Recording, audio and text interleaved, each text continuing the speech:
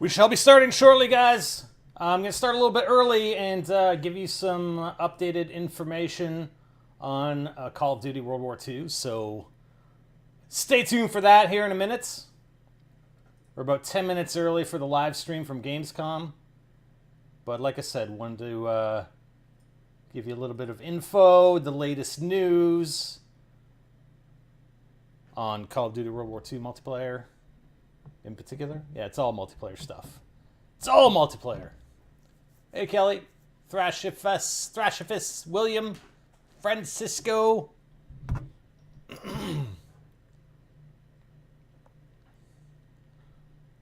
I guess technically this this starting soon screen doesn't explain it very well because I've actually started. I am live. I'm not going to be going live shortly. I am live right now, but you know. Whatever. It's all good. Let's let some people come in and we can get started.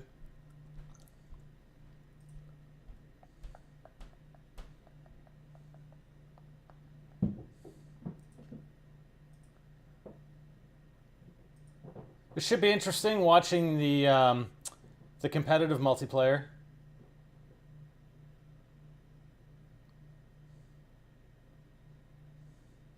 I'm doing pretty well.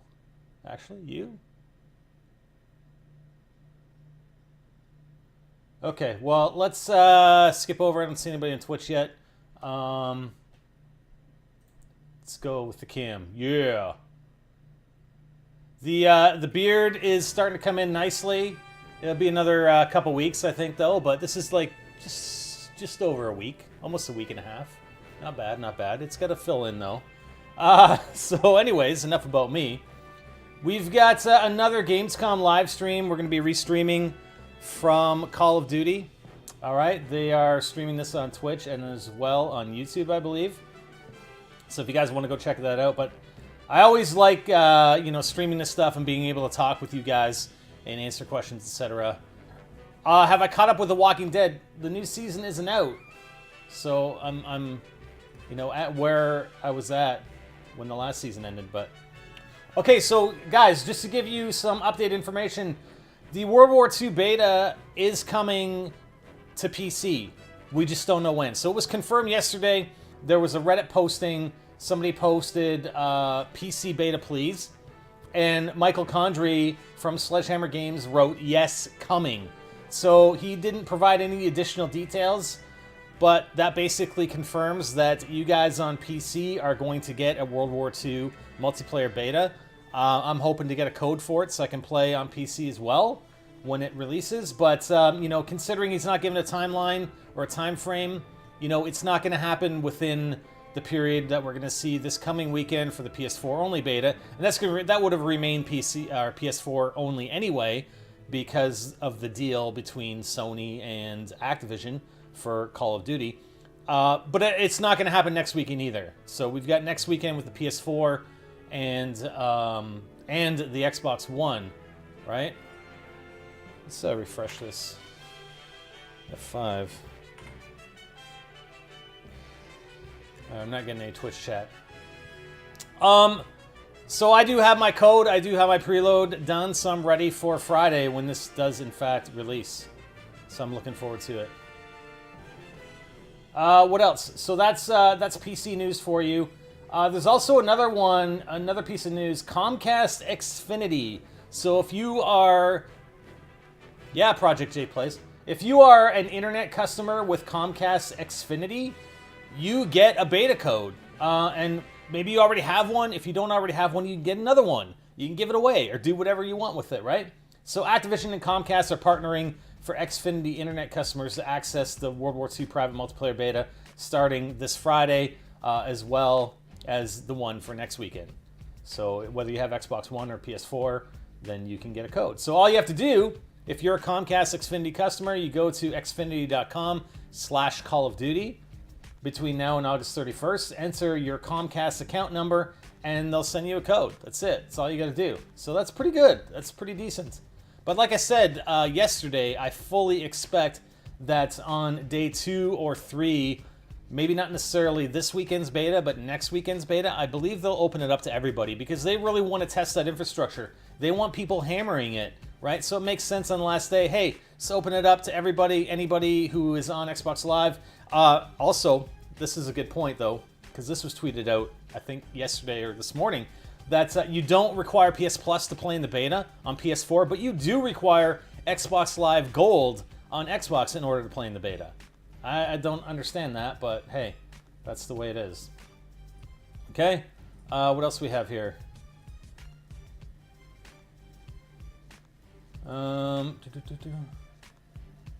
Okay. There was a blog post posted, what's the date today? It was actually posted today, earlier today, on the Call of Duty site.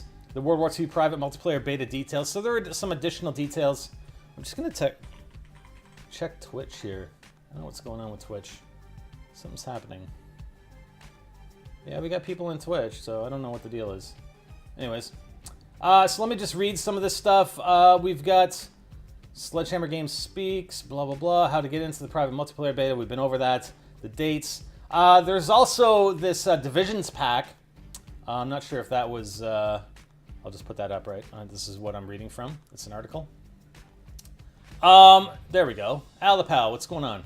So, Divisions Pack. Pre-order and get the Divisions Pack. Players who pre-order the game at select retails will receive the Divisions Pack. This pack includes 5 premium gear sets inspired by the 5 divisions in World War II multiplayer.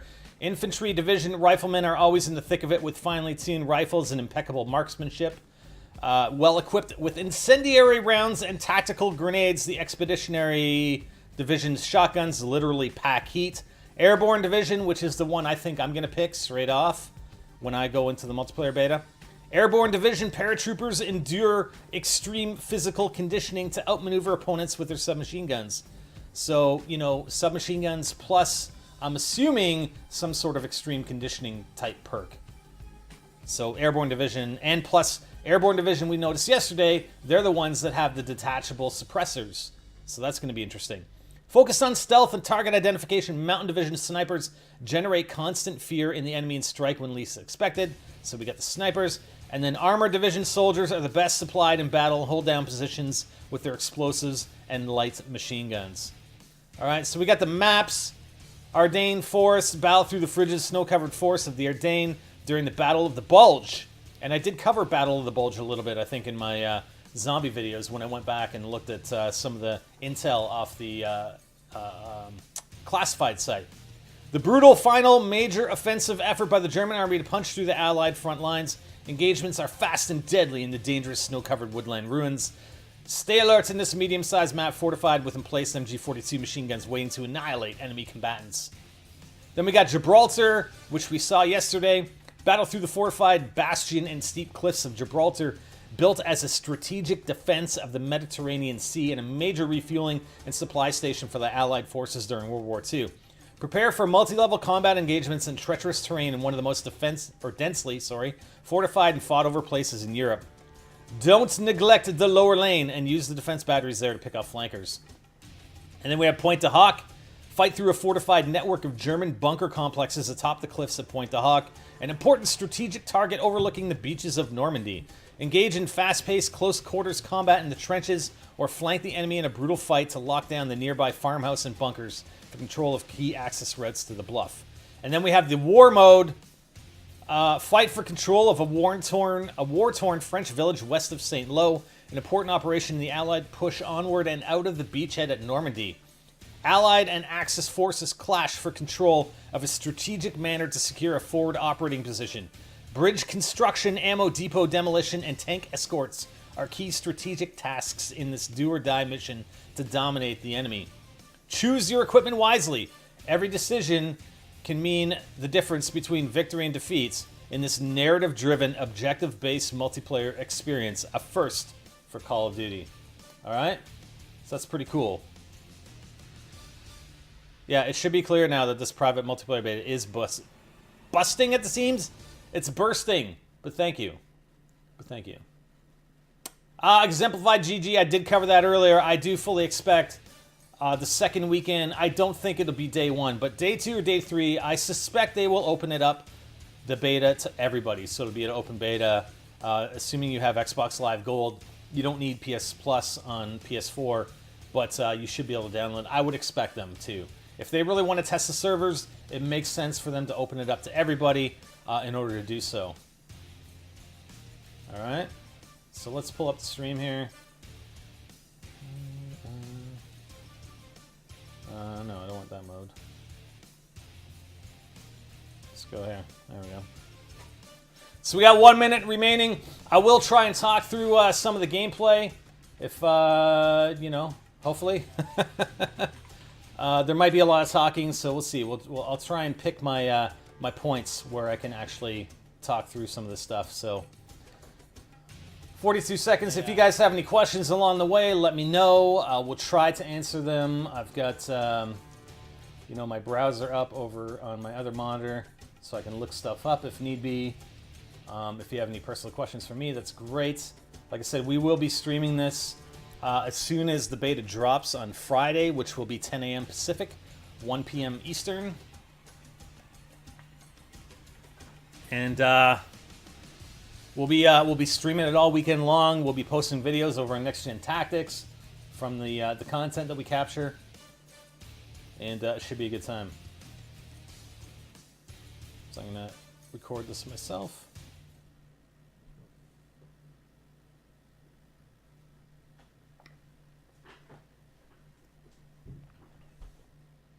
Ladies and gentlemen, welcome to the Call of Duty World War II multiplayer exhibition. Maven here, I will be your host, and we're gonna have some fun. We've got 7 of the best players from around the world, and 1 commentator here to compete against each other in World War II. Oh God. It's gonna be a heck of a lot of fun, and to join me on the couch, we've got co-studio head Michael Condry, and also multiplayer systems designer Ray Rambo Lucier. First off, how you guys doing? You excited to be here at Gamescom? Oh, thrilled. I mean, to be right here in the heart of Gamescom with the multiplayer beta around the corner, and tonight watching the best competitors play our game. It's exciting. Yeah, it's going to be a great time tonight, guys. Yeah, I'm really excited about it. We're going to touch on a bunch of different topics. We have some new features to show off, some new maps, and also talk a little bit about the esports side of things. So I want to get into it. But first, before we get there, let's talk a little bit more high level about what you brought this weekend to Gamescom with regards to the multiplayer, but more specifically the beta. It's like 2 days away now. You got to be pretty pumped. Yeah, we really are. I mean, on behalf of Sledgehammer Games and Ray and myself, I mean, we're 2 days away from having fans get their hands on it live, right, worldwide, and that's exciting for us. We've got maps, modes, war mode, divisions. I mean, it is chock full of content, and we're 48 hours or less away from people actually letting us know what they think. Yeah, it's going to be great. We're going to talk a little bit more about esports and how important it has been to Sledgehammer Games. Obviously, we've got some of the best players from the world, some international all-stars here to join us. But I'm not there. I want to talk a little bit about, it's just a couple months ago, you had out myself, Jack, Puckett, some of the major commentators for esports for Call of Duty, and then also a lot of the pros, some who are here today. I'm going to talk to both of you about it, but first off, how important was that to Sledgehammer to get the guys out early, get hands-on with the game, and provide some excellent So feedback? important. Yeah, no, it was super important, and I think you probably saw on Advanced Warfare, I hope you saw that the studio has been committed to esports since the beginning. That's why we brought Ray in. Ray's been with us for 3 years now, and then to bring you guys out and have a whole week, having you guys embedded and really helping us flesh it out it's been critical to getting to tonight. Well, Ray, we're going to talk more about your history here shortly, but we'll just touch you. You were one of the greatest Call of Duty esports players of all time, and now working on the development side here with Sledgehammer.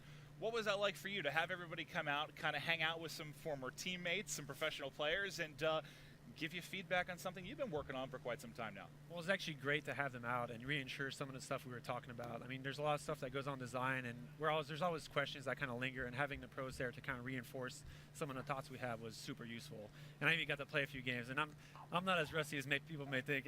Yeah. Gotta watch out, You might be losing them to esports here soon. Now, you were destroying some of the current pros, but I'm sure he's getting paid a ton of money. To sort of testimonial videos, talk about what it was like to work with you guys, whether it was myself on CodCaster or some of the pro players on different elements, whether it was weapon tuning, just going through all that stuff with you.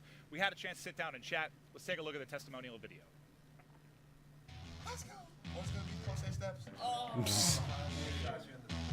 My experience thus far at Sledgehammer Games has been phenomenal. I'd say ever since we stepped foot in the door, it's been very warm and welcoming. We've had a lot of fun playing the new Call of Duty. Basically, we've been trying to fine-tune the little competitive things such as spawns.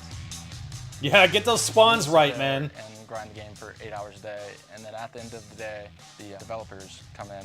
While they're playing matches, trying out various weapons, various maps, we're watching it through CodCaster mode. I'm feeling really confident leaving that a lot of the feedback from us as casters as well as players has not only been heard, but will absolutely be worked on. I feel like we gave some solid feedback as pros for the esports scene. The team has been super open to hearing all of our feedback. It's really awesome to have that kind of open dialogue. They've been really accommodating and very open to what we've been saying. The feedback session and the results that come from those have actually changed a lot. That's it. I'm going pro next year, man.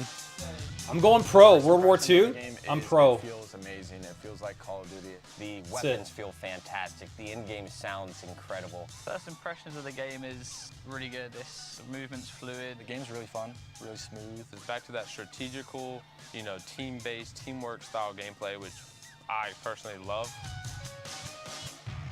I'm just looking forward to going back to boots on the ground, to be honest, and playing a more methodical game where you get rewarded for your positioning skills. I love Call of Duty. I feel like we're going to be in for a really good year this year. Absolutely love 4v4 play. It's incredible on this game. I would definitely say I'm excited for ranked play to return. That's something that I've been personally missing. They're taking initiative to really making this game as competitive as it possibly could be. This game, I feel, is going to be one of the best. Doesn't Infinite Warfare have ranked play? I feel like what we've done. What does he mean he misses it? I'm pretty sure it has it. Start off esports in this game. This is the best viewing experience we've had yet in the Call of Duty franchise, and I'm so excited for people to be able to watch this now in the competitive scene, to see esports brilliantly displayed in World War II. That's it. World War II team #1, Team Spider. It was a fantastic competitive. Time. It was great to spend time with both of you, all the pro players, and we're going to talk some more down the road about CodCaster and some input that we had. Just it was very, very cool. But for now, for maybe newer viewers not familiar with who Rambo Ray is, right? You're one of the longest competitors. I remember when I first transitioned to Call of Duty commentating, you were literally the guy I played with every day, taught me all the players, taught me all the strategies. I just want to kind of hear about your history as a competitive player, maybe for folks at home. Tell me a little bit about yourself. Well, yeah, I played professionally for 6 years. I've been at Sledgehammer for 3 now, right after my competitive career was over. The one thing I can attest to is how different it is from playing to being a developer. Right? So no there's shit. a lot of things that you learn. I've been learning things every day. Everyone at Sledgehammer has been super helpful in teaching me teaching me all the programs and all the stuff that we need to know as developers to make things happen. And it's been an awesome experience. Honestly, I didn't know I would like it this much, and I've fallen in love with the whole development process, and I can't express how grateful I am for the situation. All right. Well, I'm sure you'd like to hear that. Sitting next to him, very, very grateful, very excited to. But I want to talk a little bit about. He's fired after this show. Your, I guess, opinions on this. But for you, obviously, Advanced Warfare, incredible game. This is about as different as it can be when you take a look at actual playstyle mechanics. Thank you. What's it been like for you? To get back to boots on the ground and just I think the reception from the public. Just this is a labor of love for you. It has to feel great. Yeah, it really does. Thank you for that. I mean, Advanced Warfare. It was really about innovating in the franchise, and I think we did that in a big way. Yeah. And in retrospect, maybe too much at times. With the new movement set and thrust and boost, it was great then. But coming back to boots on the ground now, to that gun-on-gun action that made Call of Duty great, that strategic gameplay, where the roots of the franchise began, it has been remarkable. And since the reveal with, people back in. I hope they stay this way with next year too. To now, it's just been a wonderful journey. And then quickly from you, Ray. I mean, that was your bread and butter when it came to tournament play and some of your best results. The $1 million tournaments where you came in second, top 2 multiple times. Sorry, no ring, no ring yet. But no ring yet. You had some incredible finishes though, and I just want to hear, going back to boots on the ground, what's it like for you? Because now you've probably watched the past several years for esports, but this has got to be special to you. Right. Obviously, the past couple of years of Boost were a lot faster paced. We didn't see the strategy kind of come out, which was my kind of like what you said, my bread and butter for the times I played. And it's really cool seeing that from the times we've seen pros play so far, it's really all about strategy, teamwork, maneuver around the map. Good. Which it should be, man. It's not the Twitch jump attack freaking crap. Strategy. It's back to strategy, which is my freaking bread and butter, man. I certainly am too. But I know it's exciting. We're all ready for the gameplay. I know that's what most of you are here for. We have, again, 7 phenomenal players, 1 commentator, and I don't know that he's going to compete very well in Courage. But to break down the teams, we've got Momo. Clap, man, clap. And yes, you touched on it already. We've got a real mixed bag. We've got players from all over the globe representing North America. Inject some Adderall. And also, no, just kidding. We've got Jack Courage Dunlop. He's going to be the captain. As Look at him. He's getting all psyched up. Yeah. World champion, Psych, man. And of course, times champion. So you got to do when you get competitive. the man who likes a wink. It's the breakthrough player of Europe. It's Dave now. This isn't for money, dude. Take it easy. This guy is just driving me crazy. What the hell? This is exhibition, man. Face in German Call of Duty, of course, Visca Barca. He's going to be captaining this squad and working our way down the line. FaZe member it is, of course, Attach, world champion in his own right. Followed there, Splices Zero, a.k.a. Trey. And right on the end there, Silly, representing United from North America. These guys will be going head-to-head. 5 maps. Head-to-head, toe-to-toe. One. Guys, nice. Back to you on the couch. All right, appreciate it, Momo. All right, so we're going to be going to the Ardent Forest, I believe, for CTF. Oh, he's one of the casters? He was just messing around? That's funny. First off, I want to hear kind of your take on Ardent Forest. Maybe tell me a little bit about it. What makes this map special? Yeah, this is a great map. It's in the beta, so people can get their hands on it soon. It takes place in the middle of the dead of winter in the Battle of the Bulge, and of course, we're coming back to CTF, so it's going to be a fan favorite. I look forward to seeing how this goes tonight. Yeah, I do. World War II Search and Destroy Rush Tactics. TTF, favorite modes all time. Yeah. Obviously, we didn't have it last year in esports, but it's back. I played it. It's amazing. What do you love about Capture the Flag? I mean, like we reinforced earlier, it's all about strategy and team play, controlling spawns, making sure you pull the flag and get the cutoffs, and it's everything you would expect that we've had in the past. And I feel like the division is actually to come in fruition here at its best and really show players and kind of roll. I'm pretty sure every game mode is up to strategy and team play. Well, you know. Speaking of highest level, I think Attach is starting to get the guys fired up. But for this, you guys, are you favoring a side? First off, Michael, anyone you're taking in this, you cannot pick Courage's team. It will disgust me. Okay, then I will know. No, I gotta get a hold of the maps, like the again, overhead, like how beautiful or just take some screenshots of these maps. It's pretty awesome. Effort into crafting this experience, and with Ray's help and the team's help on design, you know, it really is set up for a great match tonight. All right. Well, okay, free for all. Okay. We're gonna cast our first here we go. Ray will join us here as well. But it's going to be CTF on Ardent Forest. And Momo, you know, we talked a little bit All about that background shit going on is pretty awesome too. I like it. Who are you taking, buddy? Just as long as there's not too much audio, you know what I mean? Team Visca Barca. I can't see Jack kind of stepping it up and really, you know, pulling his weight. If there's too much audio from the surrounding elements, it's going to make sound whoring a little bit more difficult. Right into things, and we're going to start off with Attach. He was hyping the squad up. Okay, their audio is messed up. To go in this, but first and foremost, I mean, I love the new look at CodCaster as far as the colors. Just even X-ray standing out to me. Momo, it looks beautiful, buddy. And straight away, there you go. Big red bar. Flag has been captured. Courage. Well, not necessarily Courage himself, but Team Courage has already scored one. That's coming from Cap. But like you said, David, for me, it's just. Why is their audio all messed up all of a sudden? You know, potentially what can be for the rest of the year. And you know what? It looks spectacular down to the graphics, the game, just the way things are set out. Very, very excited for this one. It does look really good. A little bit about maybe how this map plays. I'm going to get back to Cap as he is yet to die. So yeah, it's like kind of a classic 3-lane map. It has 3 main cuts, one on the root side. This JCap guy 4-0. Oh! On this map, damn. Super important. Oh, now he's dead. You control the flow of the map.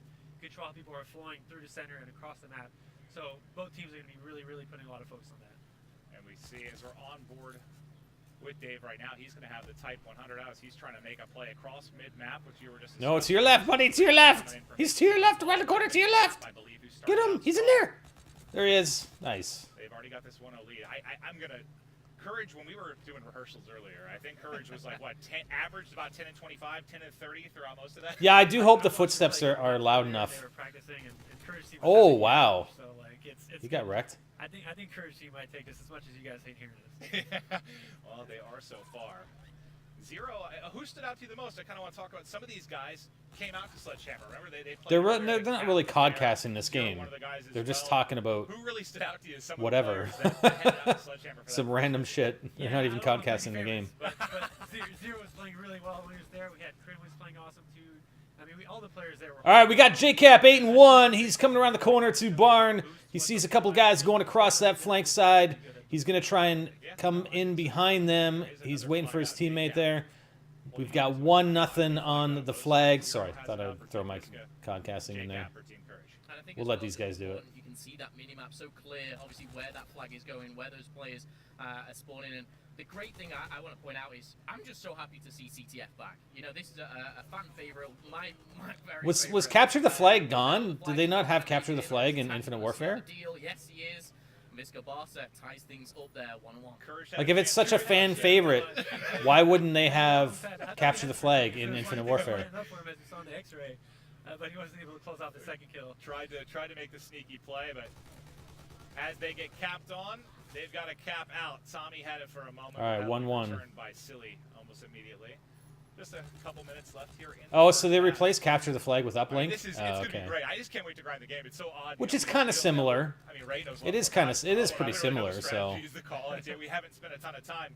And just a reminder to folks at home, especially that have followed Call of Duty esports.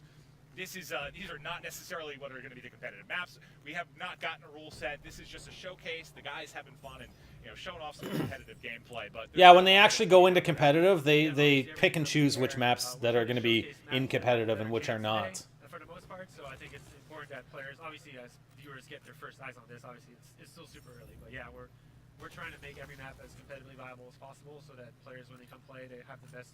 I'm just trying to get a gauge right now for how long it takes to heal up when you've been hurt. Going into the half with a game tied at 1-1. It's hard to tell because they keep switching. Can't be the difference. Attach tries to get cute there, but he'll fall. Zero? You mentioned how good he's been. Ooh, nice. Yeah, Zero for me is really Definitely this weekend I'm going to practice my drop shotting. How important positioning is on the map. You can't just run out into the open and take that gunfight. You've got to really work with your surroundings and really use that to your advantage. Healing does seem to take a fairly significant amount of time, but it's not a quick heal, that's for sure. A lot of times you see a player hold a choke point. Maybe Grab the MG, man. Grab the MG. It was really easy to trade kills. No? But now if you're holding a strong position, seeing 2-3 guys come in front of you, you actually kill all of them if your shot is correct. So trading kills is important, but it's not as easy as it used to be. It's really about position. What would you say, So I'm just trying to take a look at the weapons. We've got an STG. Typically, compared to maybe some previous titles. These guys are running. Trying to figure out what divisions these guys are running as well. You're going to get, a two-piece, pick up 3. Like, how huge is that? Like, what a difference is it in a game like this? Well, yeah, but it's really about the time to come back to action, right? Like, because if you spawn far around the map, oh, nice moves. Look at that. Where you need to be at. So obviously your nice little triple there. Now that the kills per map and the action rates are still very high, it's going to be a lot harder to get back to the action correctly. So obviously positioning. People are really liking that STG. That might be one of the weapons of choice. Maybe one of the OP weapons in multiplayer. I guess we'll find out maybe this weekend. As they are getting ready for the second half. All tied up at 1-1. That's a Type 100, I think. Who are you taking in the second half, Momo? I'm sticking to my guns. I'm going Team Visca. I think Team Courage, obviously, they started very strong. But you know what I think they should do? I think, yeah, this is Type 100. Okay. I was looking at the bottom right, but it shows you exactly what they're using. That's cool with the CodCaster in the bottom left. What I'm enjoying as well is not just kind of. Oh, wow. Look at the camping. It's the strategy that comes in. You're going to get those rolls almost, back in, this game in particular. The STG-44 right there. Ray, obviously, oh. You had that objective player, and that was gone. That's gone in the last couple of years. I feel like that may come back. Yeah. You like the Type 100 sound. Yeah. I couldn't just get around running Vector anymore. I actually had to shoot my gun. Yeah. But kind of adding to that point, right? We have divisions, and divisions offer a couple of things that we really want to see. There's a speed difference with the airborne division that allows you to run faster. The infantry division allows you to have a little more attachment, a little more. Oh, get wrecked! Oh, they got your flag, red team, Team Courage. It's got the flag.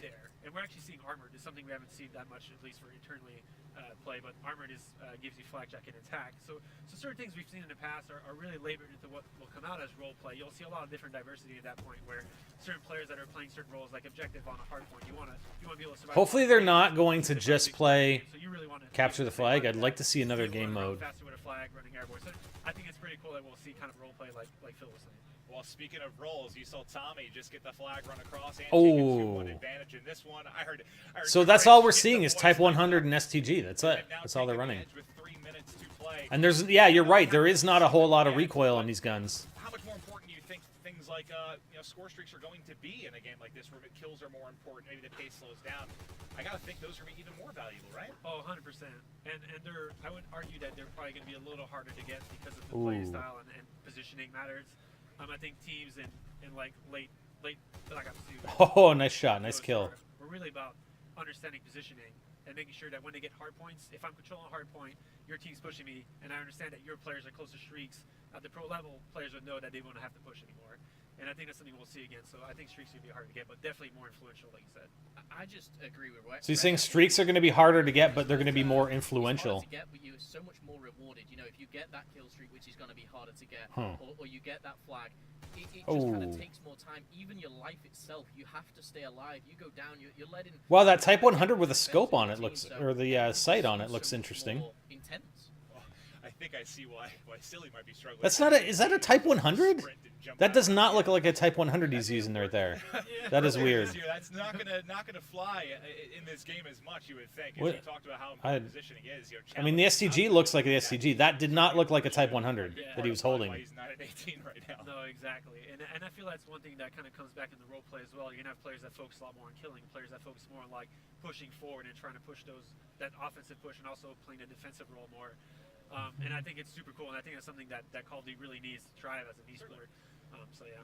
And just maybe for new viewers at home, just to give you an idea, you know, when you see that... That looks like a Type 100.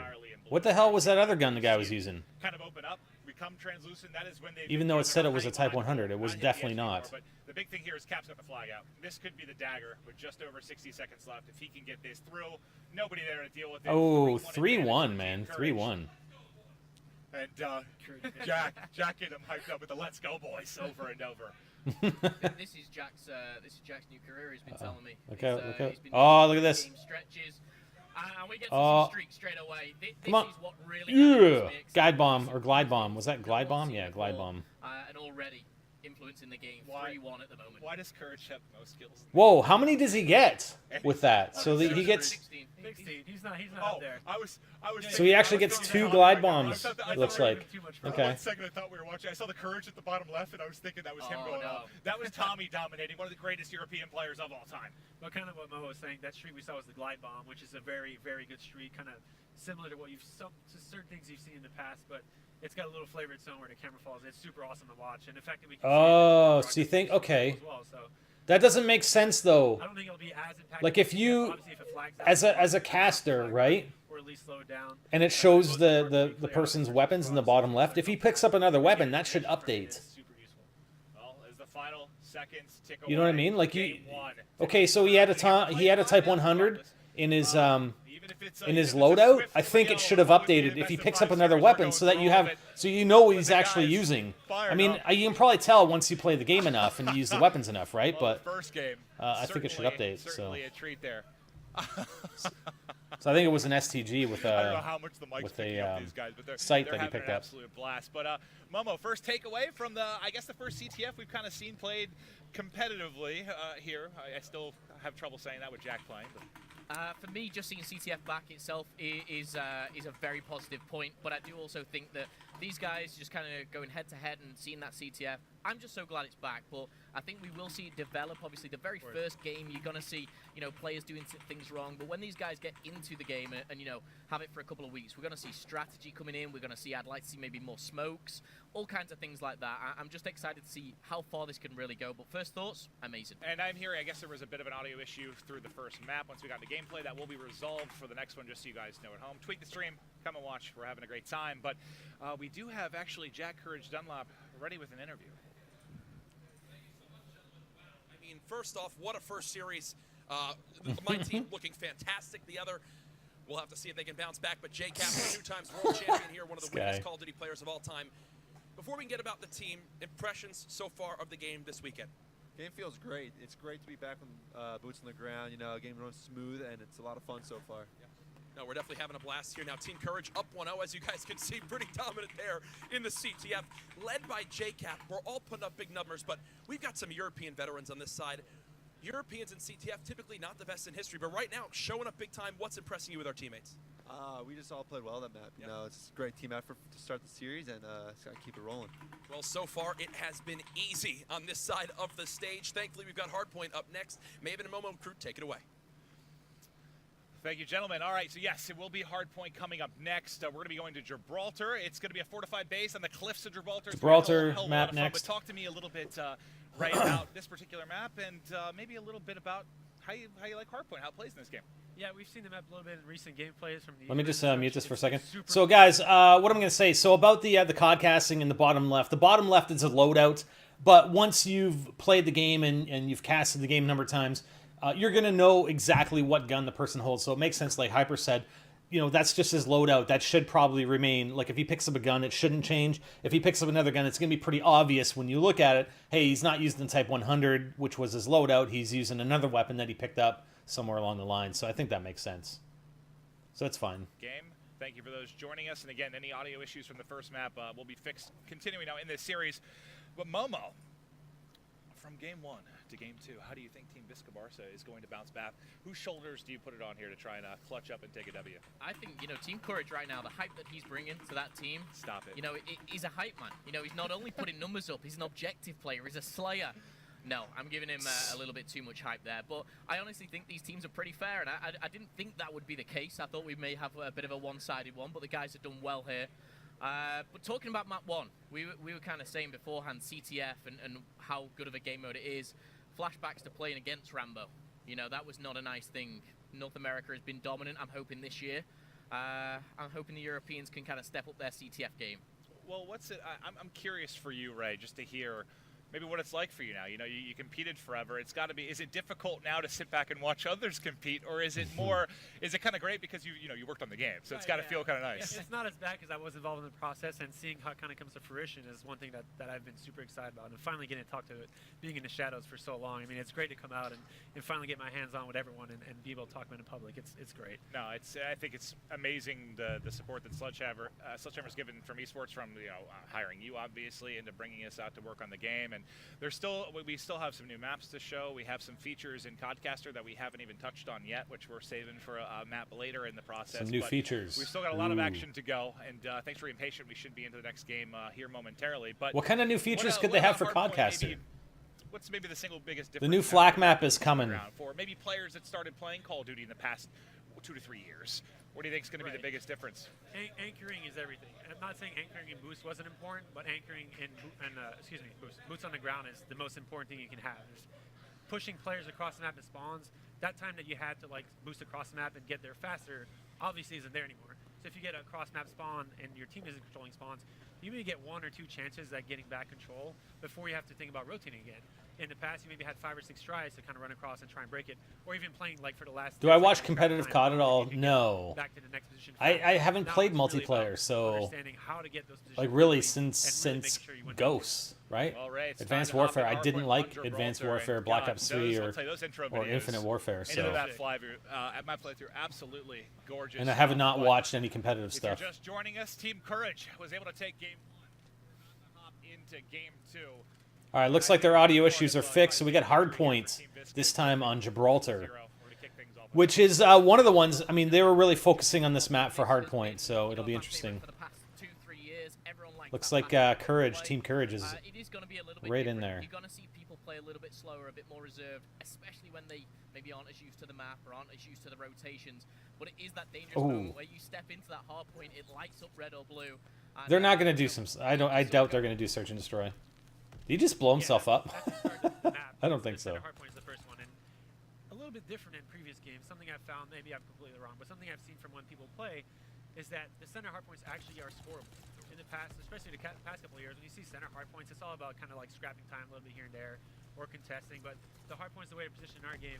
Every hardpoint is a scoreable. I'm actually pretty disappointed in this gameplay. I want to see more than a Type 100 and an SDG. There's like 2 guns. That's it. That's all we've seen. Well, it looks like it almost is happening right now. Is off the first hardpoints a 38-0. Wow, 38-0. 3 streak for Dave, 3 in a row for Tommy as well.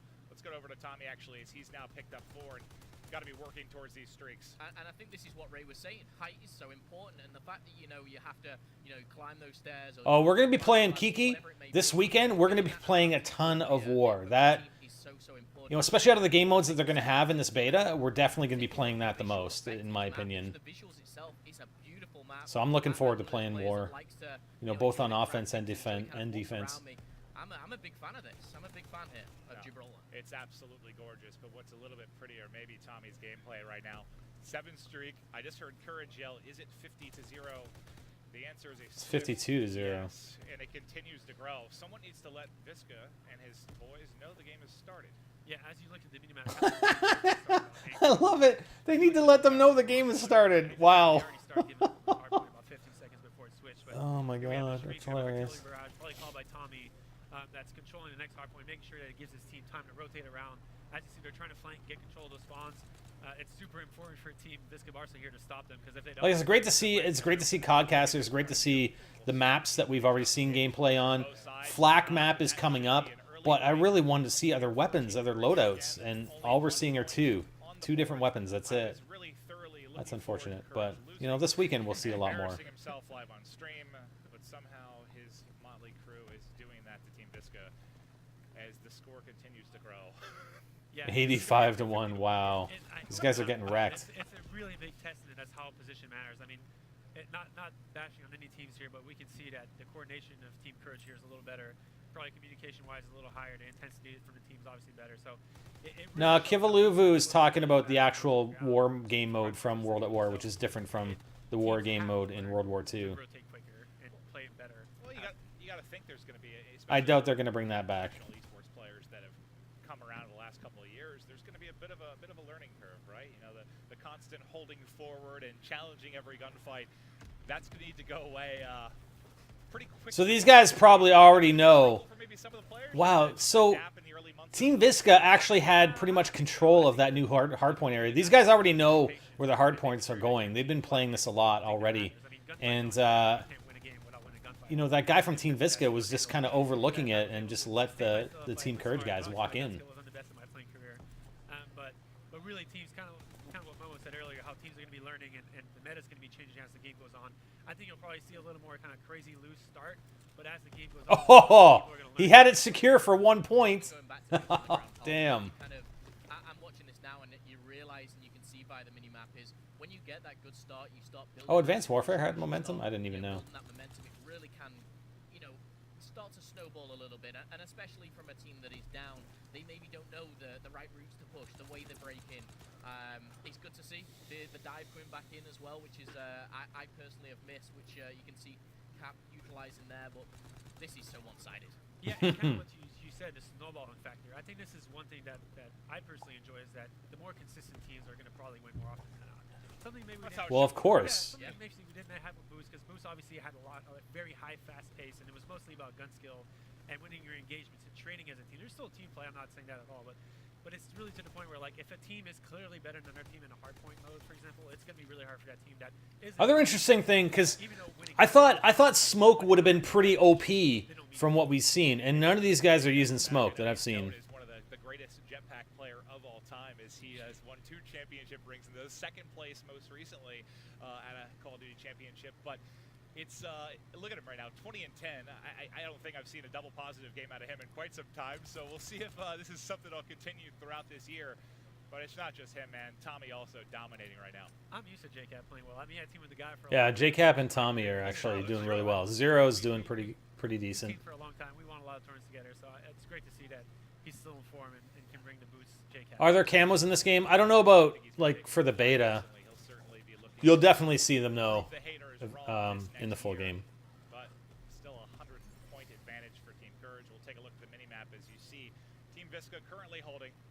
Courage and company trying to break in these final 30 seconds of the hard point. Yeah, nice to actually see Team Visca getting a few points on the board. Yeah, they're running all the same secondary as well. Or 100-point difference, should I say, as they get 45 to their name. But again, you know, you look at the players like Tommy and Cap, and do you know what stands out to me is across all of these 8 players, who are the ones that have been around, you know, nearly a decade, you know, have been playing for years upon years across every platform. You look at Tommy and you look at Cap, and it is just being able to adapt. And I do think as well you're going to get those players who are very good at the start of the game, which they'll have that natural ability. But all these players, they'll be learning, they'll be adapting, and these players right here, they're going to be Oh, Molotov, baby, Molotov. at the start of the game. They're Did going you to get have him? a little bit of extra practice. Oh, he's getting him. Oh no! He got Molotov back. Damn. Both times. Team Actually, bring that back. I'm gonna like the Molotov. Just broke it again. So You think that they said the beta has 12 guns? Do it. As you say that, 3. Yeah, well, we're not seeing. We're obviously not seeing it here. We see 2 guns. Courage and company. Well, I back guess very, technically very 3 with the quickly. He's got pistol. Tommy set up in a power position as he's going to line up too. And I think that speaks to what you were mentioning earlier. Again, the multi-layers here, having the high ground. What pistol is that? It almost looks like a well rod or something. You can't just go and pick somebody off of cover like that. You can see how dominant you can be in that type of position, right? And I'm assuming also that the flamethrower is going to be a kill streak reward. So the Molotov cocktail, the flamethrower looked absolutely fantastic from the trailers.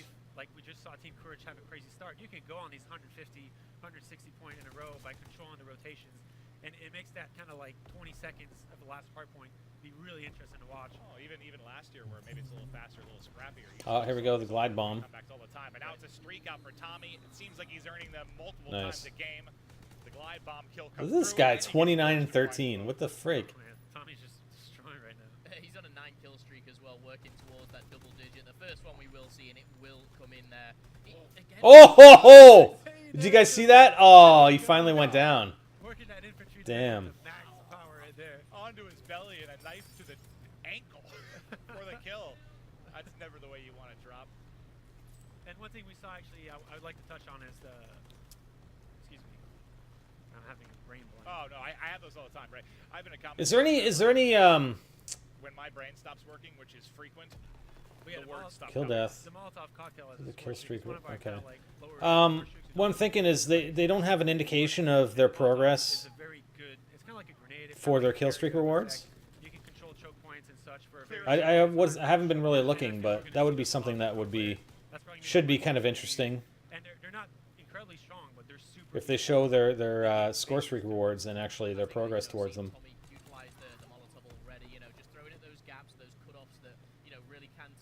And also that middle number, the kill death. So I see the kill death, but then also to the right is the objective time. But that thing in the middle, is that their kill streak or their current kill streak?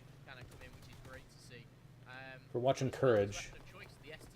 Let's see when he gets another kill, if he gets another kill. If it drops to 0 as soon as he dies. Well, talk to me a little bit about the STG, right? What makes it a strong weapon? It's a very good automatic AR. We have a lot of mixture between our ARs being semi-automatic and full auto. Most of our full auto guns have shorter clips. A lot of our weapons that have shorter clips. Yeah, so it's current kill streak. Okay, that's cool. Excuse me, for the beta. So I'm just wondering, no, the kill streak, the score streak rewards must be based on objective plus kills, I would think. Super consistent. As you can see, the players are able to kind of use the versatility of the full auto. Yeah, he's on a 5 kill streak now. Also still be able to compete as he's in close range, but the damage is actually lower in the lower end in comparison to our auto. Interesting. Team Visca has a long ways to go to make a comeback, though. Ungodly amount of They're really down. I cannot wait. If you haven't pre-ordered the game yet, go ahead and do it. It's going to be so fun. I mean, Yeah, I know it's based on points usually because it's score streak, right? But I'm just wondering why they don't have indication of it on the CodCaster, unless it's something that they're still working on. right? Known you for a long time. Hey, you're the guy that brought me into Call of Duty and taught me everything that I know. Hey, it's not I only still me, don't know man. much, but you've been It's very not helpful. only- everyone at Sledgehammer needs to be credited for everything we do. Like, we have a really awesome team of people. Sure and do. people that have learned, like, people that had no idea about that in the past because those people kind of live in the shadows. And as I've lived in the shadow for like 3 years now, and all those people are super embedded and super devoted to what they do. And as much as pro players do, like, you would think that, like, our Where the hell are you throwing that? work maybe as much. Like, pro players play for like 8-9 hours a day. So you got 38 seconds. 11 hours grinding. Make sure What the everything's freak? final, everything's good for the players. So Okay, that's messed up. The time. Look at the timer. 38:39. Okay, it's messed. The game's glitched, everyone. The game's glitched. That's why we have betas. This game will never end. Maybe Team Visca can come back because they have all the time in the world now. It's broken. involved in the creative process of what it is. And when you think about it, it's like, that's absolutely insane. It really is. So many people, and like Ray said, Really, as long as someone's on the hill, the time doesn't count down. It actually goes down and then up and down and up again. Really? Isn't there a set time for the match? Oh, okay. Never mind then.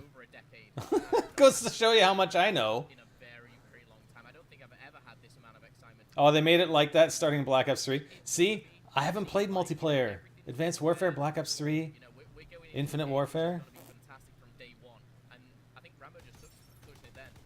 This game's gonna I guess it does give the team a chance to come back and not necessarily the other team just to run out the clock, right? That kind of makes sense a little bit. excited to get my hands on that, but like I said, Maven, I'm going to play some unhealthy amounts. Yeah. But I think that's one thing to be credited for is like kind of what you said. We're looking to make this game constantly better. It's not kind of like it just, oh, we ship this good game. Every day we're trying to push towards making it. Yeah, it just usually pauses the time, not fluctuates it.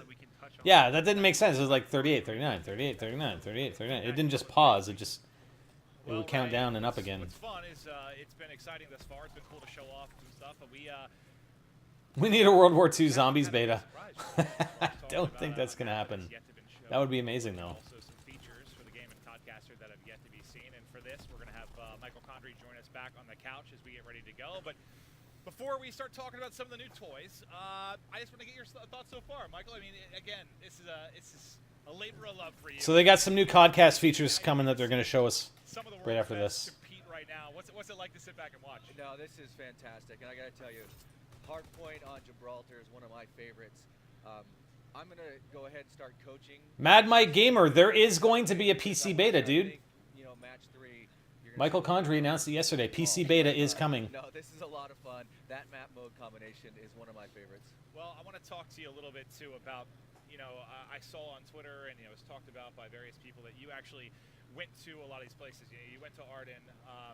You also went to Gibraltar. You visited a lot of these areas that are actually in the game, and I just want to kind of hear about how special that was. It had to be pretty amazing leading up to the game. Yeah, it really was. I heard you guys talking about the commitment of all the developers on the team, and that, you know, that transcends beyond just the competitive side of things. It's, you know, how we build the art, how we build the maps, everything that we try and bring to life, and dedicated the last nearly 3 years researching. And Predictions on the new CodCaster feature. Spider's face will be put on every player's head. I like it. The multiplayer art director and I went to Gibraltar to really. You know, one thing I really hated, was it Black Ops 3?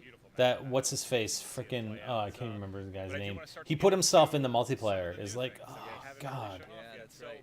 First and foremost, let's talk about the next map. It's going to be Flak Tower, and this is, I believe, right? No one's seen this yet, correct? Flak Tower gameplay right here, guys. Exciting announcements coming up. First looks here. Brand new map, Flak Tower. We teased a little bit. Set in the heart of Berlin. Really small, fast action map, and I think we're going to be playing that on CTF. And, yeah, Vonderhaar. We're going to there you talk go. about our new camera system that we lovingly call the hammer camera. The hammer camera. TM. That's a joke. I don't want to get in trouble, but it's a great new feature that we really spent a lot of time spending over the last 3 years with Ray and the team to bring to life a better way for fans to participate in understanding and watching the experience unfold. Certainly, and before we hop, we have to do a video we're going to show up. Before we hop into that, I want to just kind of break down roughly what you know, the hammer camera is. You know, what do you think it provides? Just a brief sort of overview of what it is for the viewer. Yeah, we saw a little preview yesterday. Country tried to slip that in mistakenly, but yeah, we all know that was planned, right? No, but still, it's a really cool. It's an overhead view, basically. I think something that's been missing from the past is the ability to kind of translucent all the action that's going on from a top-down view. See the spawn. So it's just a top-down view, basically. See certain divided choke points that how players are maneuvering on the map to kind of cut those off, and I think that's something that's going to be awesome to watch for the casual player as well to get a better understanding, and also the super kind of strong analyzing points that players like or ex-players like myself and Momo can. And I think, you know, we all enjoy watching great competitive sporting events, right? And a really elegant camera solution is great for understanding how strategies unfold. And I think Call of Duty, you know, overdue to have a system like this. So did they say there's no theater mode in multiplayer, or just no theater mode in zombies? For viewers like myself who find the action very fast and quick, will be a huge new way to bring people in to really engage in it. Well, before we actually hop in and we're going to do the live gameplay, we did put together a bit of a video here to show off some of the excellent features, again, with this Sky camera. Okay, so here's the overhead view. It is amazing. I mean, you'll see here a team coming off a spawn, whether this is in CTF, Search and Destroy Hardpoint, kind of seeing opening breaks. That's important, right, Ray? Yeah, no, 100%. And I think for, like, CTF and even Hardpoint, and basically all their modes, like seeing how teams break out. What I would love... And now you get to see it real time. No, I would love to be able to have like a top-down view of a match. Let's say we're playing Search and Destroy. That after the game's done, you can actually go and replay that game that you just played from a top-down view. That would be amazing for strategy and being able to produce videos. And just figuring out what everyone was doing. That would be fantastic. Showing opening breaks in Search and Destroy. There are so many great things that are come out of this, but we'll watch right now as we see the run coming in. Some support there coming from Sharpshooter as the first cap would go in. And again, this is just a video to highlight it. We're gonna play around with it a lot. Yeah, theater mode's pointless, right? Because we would have never figured out where that first that wisp was on Gorod Crovey hyper.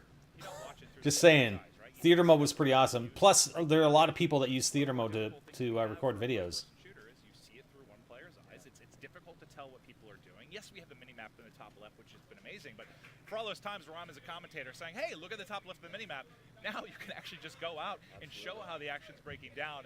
Thank you, because this is the single greatest thing I've ever had in CodCaster. Well, you're very welcome. We made it just for you, Maven. But no, really, I mean, our game is fast. No, that didn't ruin it. It allowed us to be able to figure it out.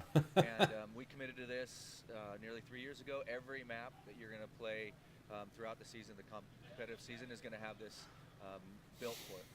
Well, Flak Tower is now going to be the map coming up next, and I want to know from you guys, what do you think kind of separates this from maybe some of the other maps? What are people at home going to enjoy about this? Well, it's one of our small maps, and it's action-packed, non-stop, super fast-paced. This map looks pretty fantastic. Look at this thing. With the last couple of years with Boost, but it's obviously boots on the ground. Middle map is super important, a little similar to Gibraltar, but obviously less exposure to the center. But you have 2 windows in the middle of the map that kind of play control points, and they help you control the middle cut. Middle cut's everything. As soon as you get through the middle of the map, you're basically. All right, so here's a new Flak map in operation. Well, let's take a look. The only thing that I'm going to be a little bit worried about from what we've seen so far is how much extraneous sound there's going to be in the map. When you're trying to sound whore people and you have these AA guns firing, you have planes shooting in the air everywhere, and you have all this excess noise. I don't like that. Or if there's a way to actually mute that sound so you can be focused on the game sounds and people and movement sounds. That's the only thing I'm nervous about on some of these maps. If anyone's coming behind, and the great thing about this, and I've said it time and time again, is this isn't just like looking at a mini-map. You know, we're going to see live. Oh, look at that! We got a PPSH now. Finally, a new weapon. Sweet. Real strategy kind of placing it.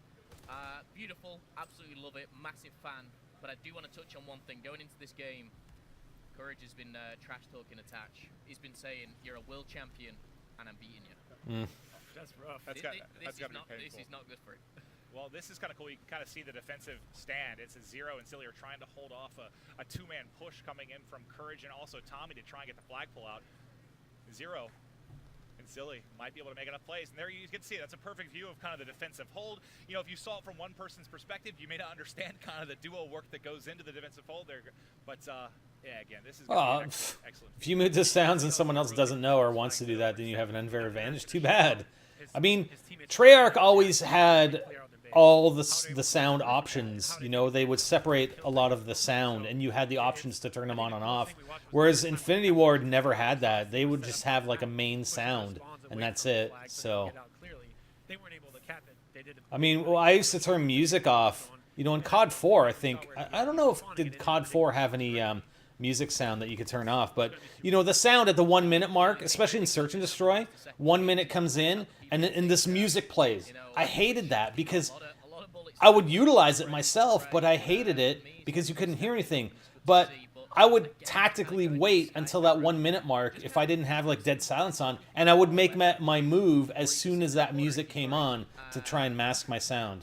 He's kind of waiting on support right now, right? He's sitting outside the enemy flag. He's waiting here to get a little bit of help. You can see. And that was back in even World at War days, doing that, because I don't think you'd turn it off. But like I said, even if you could, let's say you could turn off that music, at the 1 minute mark, you know it's going to come on, so chances are the players that you're versing don't have it turned off, so that's when you make your move. Make sure that the kills he gets count. And that's something that's going to be like a constant story throughout the year. It's how getting kills, like, there's possibilities of teams winning games without outslaying their team. Something we haven't really seen the past couple of years. It's something we used to see with think about Respawn last year. Well, this year, I guess. I mean, it was something like the team that outslayed Respawn won 90% of the time. Like it was so none of these guys are running. Well, I mean, this must be all airborne, but none of them have silencers, so I don't know. So much more important. So, like you said, you know, four worthless kills. Thanks for resubbing 40 months in a row, Juan Carlos. Appreciate that, buddy. Exactly, and I'm obviously not taking the fact that if a team outslides another team tremendously, they should win 9 times or 99 times out of 100. But it's still important to like voice the point that you can still win games out of Outslane. Well, we're going to watch JCap's flag run. So he's got the flag right now. You can see the fight. It would be awesome if he could use the AA guns versus what? Jake. Kind of the communication. So. This is a silly thing to say, but JCap running right out the outside of the map. You see Tommy, Courage pushing those points out. Attach though on the other side. He's got the flag in hand. Courage though, can he save the day? I think Attach kind of just turned on him there. Oh! He lost the flag. Damn. Where was the flag though? It will be put in. All things tied up. Yeah, we saw the kind of the stalemate happening from a top end, which is super cool. You can see how his teams are positioning around the map. Well, that's another reason that's so great. Like, you want to see some LMGs and shotguns? Yeah, you and me both, and snipers. Ooh, Tommy wrecking those guys. You can only see one of the POVs. At least this is a closer game. Kind of see all of the chess being played as they're trying to get the return, trying to get the score through. Yeah, COD runs on 60 frames, guys. Can we say that about Destiny? I'm doing it today, so bear with me as I don't think so. Getting back in the swing of things, and I have a brand new feature to use. But hopefully, you're seeing some of the great uses we'll have here for the Sky Camera. I think that's another point. You know, we touch on the players. You know, they're going to get better. They're going to work out. You know, the ways. One thing, I'm sorry I'm over talking these guys, but honestly, if you really wanted to watch this stream, you wouldn't be on mine because you're here because I'm going to provide additional commentary. But what I would like to see, and I talked about this a long time ago, being able to CodCast, you know, games that are in progress, or you know, having games saved onto servers that you can go through and CodCast on your own. Well, let's say there's a competitive match, right? That's being played. Yeah, okay, maybe they're going to be broadcasting it, maybe they're not, but archiving those games on a server of some sort. And I know there are games that do that, particularly on PC, but you can go and get, okay, you know what? This archive game from MLG, COD MLG in Orlando, this is game number 3 of these guys versus these guys, and it's archived on a server somewhere, and you can actually go and CodCast it yourself and then post it up as a video. I think that would be awesome. And you can see, like, Oh, silencers are banned in competitive? Really? Why? That sucks. Why are silencers banned? That's lame. As deep as they can, because you really don't have much room to kind of maneuver around once you don't get those kills, and you're not taking advantage of. Or even a game amongst your friends, and it was just an amazing game. Being able to go back and replay that in CodCaster mode and CodCasting it. I just think that would be pretty fantastic, you know? Who gets the kill? Courage turns around. See if he can make a play. Good trading kills though. Can Silly make it? This is where. Ooh, it's a big kill by Silly. So they've switched sides. Still 1-1. Clear out the defensive end of things. Yeah. We'll have the Dave's POV now. It was, as you can see here, you kind of saw Team Courage kind of rotate back to their base, make the right plays to cut off the flag, and clear out the opposition. And I think from a Skycam point of view, it was cool to watch. Oh, he's got the hustle. One thing that's to be What? noted is that we're spending a lot of time in Skycam right now. One thing that we'll probably do during What's the hustle? more time in first person and kind of use Skycam in positions. Exactly. The way Uh, I saw this, the way I kind of viewed it. Guys, what the hell is hustle? 90% of the time, you're still going to be in the first-person perspective that everyone plays at home and everyone enjoys, right? But for those key moments, Everyone, even though they're running an STG, now it's forage. What the hell's going on? It's not actually telling you the name of the gun? Because I know for me, I have no idea what's going on. Is that a perk? Hustle? Forage? It's hard to understand the spawns when you. Did he hit something that it doesn't show the name of the gun anymore? I think the big thing, back to what you and Michael were saying, is it's going to go a long way to, I think, making the game. Oh, nice drop shot. That is one of the single most important things. Damn. One thing I do want to point out, and this was Any news in the PC beta? No. We know what's going to happen. We just don't know when. Team Courage, you know, they're being outslayed. We've got Courage going negative, JCap as well, but they're in that lead. They've made those. So those are the division perks. So it seems like in the CodCaster mode, you can actually modify it. You can see what perk. So it's only showing one, or you can actually select and show what the name of the gun is. Then I take it. Hustle, loyalty, respect, my 3 perks. And as things get close, I'd like to kind of. I have no idea what the perks are, so we'll find out more this weekend. We are going to ship it. Is the extended time to capture the flag. In this case, Where am I seeing those? Oh, you guys. Oh shit. Yeah, you guys can't see him. Let me just get rid of the overlay. Here, I'll get rid of the overlay for you guys. Sorry about that. The time continues. There's an extended time that allows the team that pulls There. the flag to capture the flag and transfer to scores. Okay. Bring the back So you do see it at the bottom left. Stopwatch. My apologies. Win the game. And I think that's something that's going to be super awesome to watch. And we're going to have a lot of kind of like edge of your seat moments to finish some games. and I can't wait to see that in play. I mean, just kind of another feature, you know, for the in-game, if you like. You know, we've took Sky Camera obviously for us spectators, but as a player for me, that's so important, you know, because like you said, you've been there as well, putting that controller down, knowing you've lost. It goes down to that last second. Team Visca's doing pretty good from a KD perspective, for the most part, but it's still 2-1. It's all about the flags. Right? It adds a sense of urgency. You know, you guys obviously brought Uplink into the fray. So yeah, I know you guys didn't see that before. So it's showing Hustle, where before, like the last game, it would show, you know, STG44, it would show PPSH, or it would show Type 100. But now it's showing the perks. So Hustle's my perk. That's like extreme conditioning, I would imagine. Team Courage was to pull a flag out, and Team Visca didn't have the flag out. We probably just end the game because there's no point in kind of pushing the flag forward since the game's technically over. Here's a good example, maybe of, and again, it's not currently. The beta isn't live until this Friday. You got 2 days left, guys. Zero had this flag out, right? I'm gonna put the overlay back on. If they hit 0, you'd have an extra 60 seconds to try and make a play, maybe tie up the game. Just to maybe break down an example of what would happen. How many times are you heartbroken as a player where you actually do get a flag out with like 15 seconds left and you get it back to your base and you're like 3 feet away from capturing, but you time All right, Team Red has the flag. Oh, they got this. They got this. There is nobody on them. Who just has to get to the... Dude, why are you turning around? Just go, man. Hustle. Hustle. Go up the stairs. And 3-1. Boom. That's it. They're getting loud. Team Courage, 3-0 in these games. Just hearing Jack kind of trash talk, it's great. It's almost painful to hear, but you know he's having a good time, and I think it just really portrays. I will say one of the things, the feedback from the players, Tommy in particular, he came over and he said, "I have not had this much fun playing Call of Duty in years." And you know, Exactly. Since Ghosts, buddy. You and me both. He's been playing, you know, longer than I have, and, you know, 10, 11, 12 years, however long it is. Great to see. But yeah, Courage. He's excited. He's won 3 back-to-back. Hey, But then again, every YouTuber says the upcoming COD is going to be freaking awesome. Honestly, going back to Except for the me. trip we took to Sledge, it's just great how much, I guess you listen to the feedback. Because I remember we put together, it was something Just like this one. Like just the commentators, but it was myself, Puckett, and Jack. I think it was something like a 25-page document just on stuff we want to see in CodCaster, whether it was changes to text, changes to color, small little things.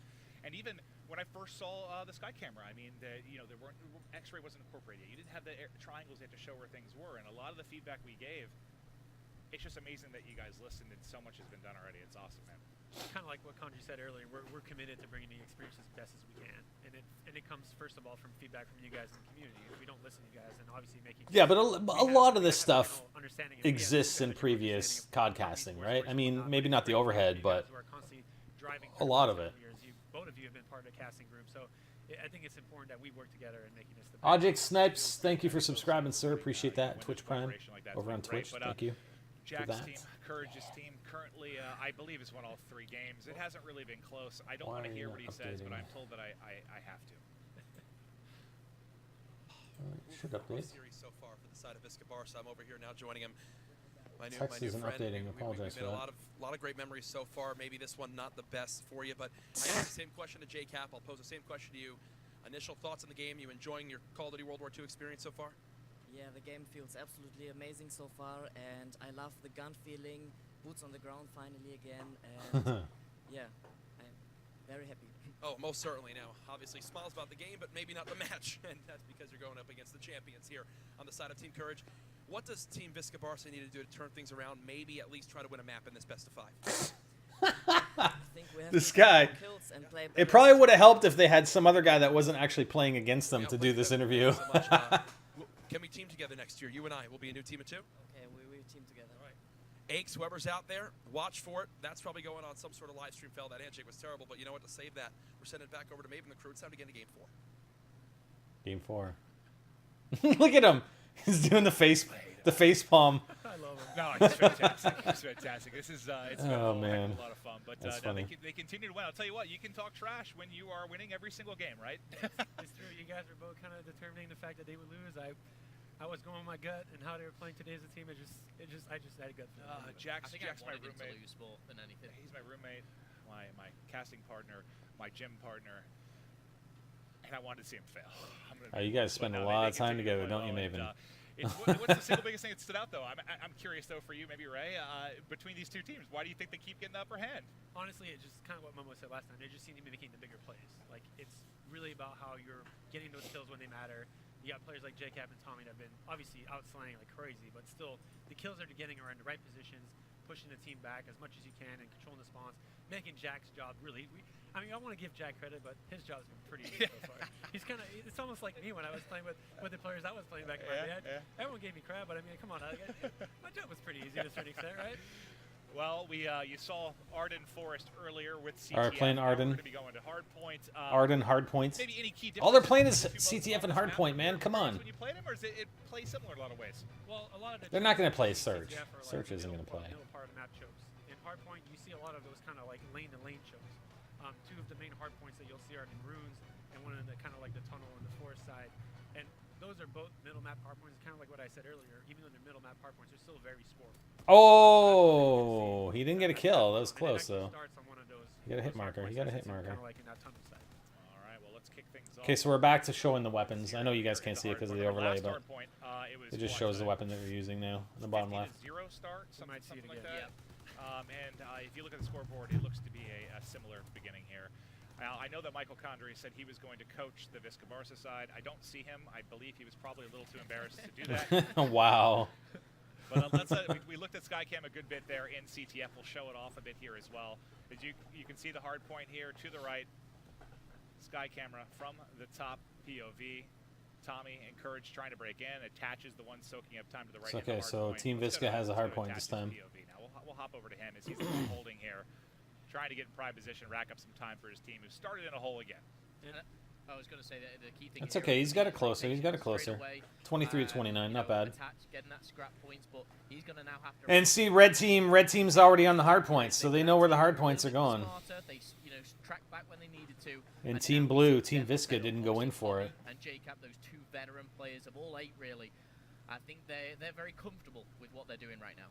I think it's just a communication level. We're sitting pretty close to Visca's team, and they're not really talking as much as Courage's team is. So, I mean, that plays a huge role in rotating. Yeah, they got this one on lockdown, man. Like you said, we saw I think Team Courage gave up with like 20 seconds left on the middle hard point. Something you would see like in the past where like both teams are still playing for scrap in the middle. They're like, we understand we can score points in the next hill. Let's move there fast. Well, Team Courage started to take over yet again. You saw the beginning there from the Sky camera, kind of that opening hold as they were able to deal with the push from Team Visca.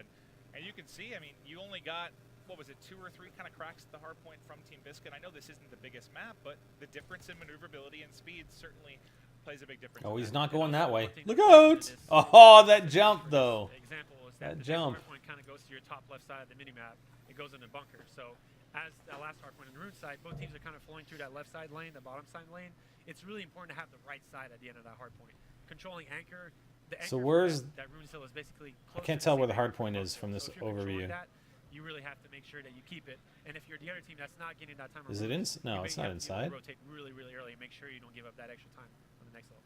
And that was what Team Visca did there. They got those back spawns and obviously anchoring, to kind of dumb it down. Some people may not know, but just getting behind that hard point, getting those spawns for your team, and making sure you're getting the better spawn. You're spawning closer to that hard point every single time, and it's actually nice to see Team Visca. They're learning, they're adapting, and maybe this is where they can start the comeback. Of course, I'll see if they come back, man. 76-66.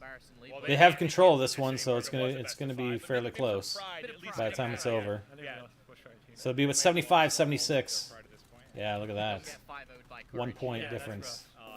I'm not looking forward to his tweets after this, I'll tell you that much. He's actually started very well again. 8 and 5 for Courage. Disgusting. We should hop on more with Courage. I think we should watch him a little bit. See how well he's shooting. Show him some love. See what he's doing. And I think also something I'd like to point out is that we're seeing a pretty good diversity in weapon play already. We don't have a limited option of weapons, but you're still seeing a few. You're seeing PPSH. You're seeing. What do you mean you're seeing diversity in weapons? What are you talking about? The PP was used by like 1 player in 1 game. Otherwise, it's been Type 100 and STG.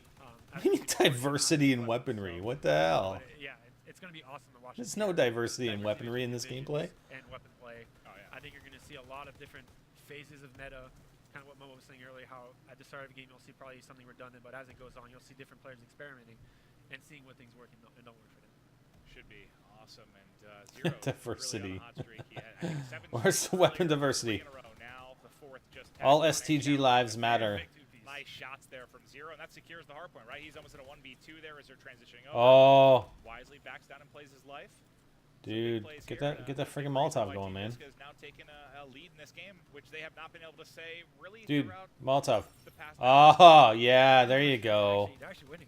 There you go. I mean, basically blocking off that entry point for a period of time right there. That's not a bad use of them. Showing that you can kind of just, stop a choke point or, But they got it. They got it, though, anyway. Zero obviously working towards those score streaks as well. But it didn't seem to work out. One thing I've noticed, though, and more of kind of a question maybe Ray can answer, there just seem, a lot more grenades. We've seen kind of the likes of, armor. I think you were touching on there. Is there anything that you need to be rocking kind of on hardpoint to kind of stop yourself from getting grenades? So in the last 3 games, it was basically 1 assault rifle and 1 SMG that people would run in competitive matches. Diversity. That's that's okay. I mean that's what happens though. You still eventually die if you get hit by a couple, but it normally allows you. It's like that for every COD. So that's something you'll probably see like the objective side. Pretty much. Kind of like the means you use back in our time. Back in the days. That's why I'm asking. I'm trying to get some hints for when I play. What do I need to use? Because I think the one person, if you want to say in the whole world, is Ray. He kind of knows everything. He knows the rotations, the spawns. He's the smartest man alive. Knows everything. Settle down there, match up against him online. He actually is good at just about everything. He's good at golf, good at bowling, good at video games. Great head of hair. Nice gas. yeah, I got you. Okay, Dave. Oh my God. 4x, 4 kill. You got the ace there. What did Dave just do? That'd be money in fantasy right now. And I think that's what we've not seen in so long. We've not seen a player being able to just wipe out a team with pure kind of positioning and gun skill because of the mechanics of the game. And Dave, single-handedly there wiping out all of Team Visca. But look how close his game is. And not taking anything away from it. It's still really hard to get 4 kills. Which one is Dave? Oh, is it DQV, whatever? They're calling him Dave. His name's actually Dave. Should be an A instead of Q. Is that right? These are the Daves I know. These are the Daves I know. Putting on a bit of a show, but right now watching Tommy, who's why been is Jack 17 and 11? What is going on here? What I like about Jack, which you guys can't see at home, is the fact that he keeps physically moving left and right. I don't know if he's trying to dodge the bullets in real life. Well, it looks like Team Courage, man. They're pulling ahead again. Too bad we can't do like a split cam of like exactly. right now. People have kind of said this game is very, in a cliche way that you feel like you're there almost, but Jack is he's acting like he's in the battle right now. I'm not sure if this is the last game they're gonna show or not. Not sure how long this is gonna go on for. He's gonna have to brand some new stuff, I think. It's as soon as he started heating up, the team took over. Well, it might be behind Dave's 4-piece though, probably a big part of that. But what was once a Team Visca lead is now a 60-point advantage here for Team Courage. Oh, nice grenade. Tommy also 5 kills in a row. We haven't seen bouncing Betties. Yeah. Speaking of streaks, I kind of want to come. That's something I'm interested in. We haven't seen anything from what I've seen. Bouncing Betties. Are they in the game? I wonder.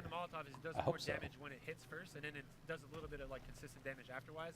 But the next part of the damage isn't nearly strong enough to really kill. How are we gonna do bouncing Betty videos if we don't have bouncing Betties? Oh, nice on. That one went a little bit too far though. But nice use of those Molotov cocktails. Strength of it, obviously you can get a kill with it if you throw it at a hard point. But negating area of damage for as much as you can, like. Well, there's some spamming like you talked about. He just kind of tosses 2 over the top, tries to connect. I think something you'll see a lot more is like. Betties are in the game, but we just haven't seen them. Like hard point when they're trying to cut off a main choke point, players pushing through. You'll see him throw one and slow the other team down, give his teammates a chance to come through, and then throw the second one to kind of give his team an even more better chance. I don't watch videos on YouTube, so I create videos. They were trying to rotate over the next hard point. Unfortunately, for Team Courage, several dropping. Visca should be engaging here momentarily with Dave. Oh! Nice 2 kills. Takes there 2 of them out right there. Nice, nicely done. Visca with the 2-piece. Well, he sees a couple more. Fwiz, he's been retired for quite some time now, but we do miss him dearly. Oh, the grenade. Damn. I think Team Visca has a chance to get this. They just need to play really smart about this next rotation. Yeah, they have this. They have this right now. Is the most important one because it gives you better position for the hard point that follows as well. Okay. So how now, like as you see right now, Team Courage is on the right side of the map for this next hard point. Oh, nice, nice, nice. As Team Visca here pushes through, they need to Visca's coming back. Visca's coming back. How come no one grabs the MG, the mounted MG? I'd like to know. Let's see how they can control that. Those are the big fights coming up right here. Well, let's see. It's going to be what on? Yeah, Tommy's in the right position. Tommy. Courage drop. Tommy drop. That's giant. That's Visca. Oh. See, they see the map positioning for the next hardpoint key because Team Courage has it. See how Team Visca's is now spawning right side. Oh, I think they lost it now though. I think they lost it. Control the hardpoint directly. They have the good spawns for this hardpoint and the falling hardpoint. They can hold on. Yeah. Here we go. They're trying to break on through. Contested right now as Tommy is still up. A 2 versus 2. Dave trying to get in from behind, but he's cleaned up by attached. Tommy somehow survived for quite a long time. Sorry about that. The hard point now controlled by Team Visca. They've got 24 seconds here. This is right Emily. here. Team Courage is actually trying to fight this hill straight on. And you can see all the arrows are kind of bunched up. Alright. No matter, even if they do get the kills on this hard point, Team Visca's going to have a good sponsor neck hard point. So they have to kind of like kill two layers of kills because they didn't push through on the map and make the correct place to break the spawns as they should. Well, Team Visca definitely has to capture that next hard point. Setting up a mid-map for the cutoffs. As Team Courage will try to rotate out and make a play. Oh, nice. Courage drops. Oh no, Dave. I'm gonna go to Dave's POV. Dave. These are the huge kills happening right now.